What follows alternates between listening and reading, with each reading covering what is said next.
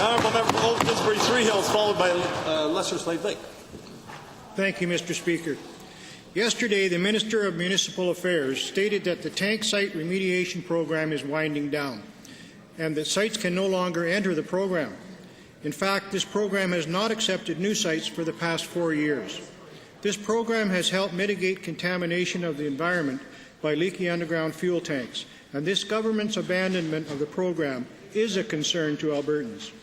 To the Minister of Environment, what is your plan to deal with the current and former gas station sites contaminated by leaking underground tanks that are not a part of the tank site remediation program? Honourable Minister.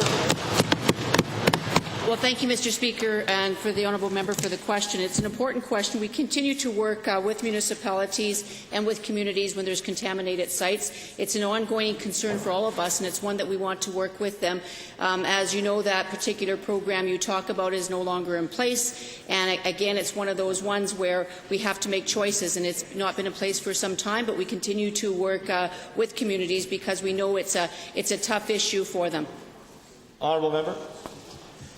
The fact is, there are still many of these brownfield sites throughout the province. Given that the tank site remediation program has not accepted any new sites since 2009, and given that there are still contaminated sites, and there are sure to be more in the future, Albertans are wondering, does the government even have a plan to remediate these sites, or will these tanks just stay in the ground? Honourable Minister.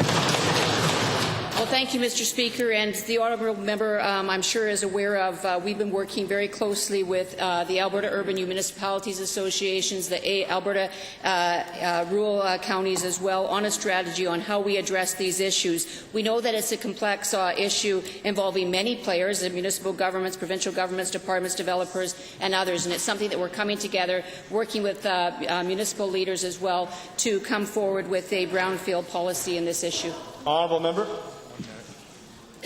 Given that municipal leaders have been asking for over a decade where the plan is to ensure that all contaminated brownfield sites in the province are cleaned up, and given that this government clearly does not have a plan in place to deal with the current and future contaminated gas station sites, how are Albertans or anyone else scrutinizing our environmental records supposed to believe that this government takes the protection of our environment seriously? Well, thank you, Mr. Speaker. And as this honourable member would know, after spending a great deal of time, which we actually spent together on the Alberta Urban Municipalities Board, we are taking action with municipalities. Both rural and urban associations have asked us and the Department of Municipal Affairs to work with them so that we could actually develop this together. We are taking action, but we're doing it with our municipal partners because they have asked us to do that. The honourable member for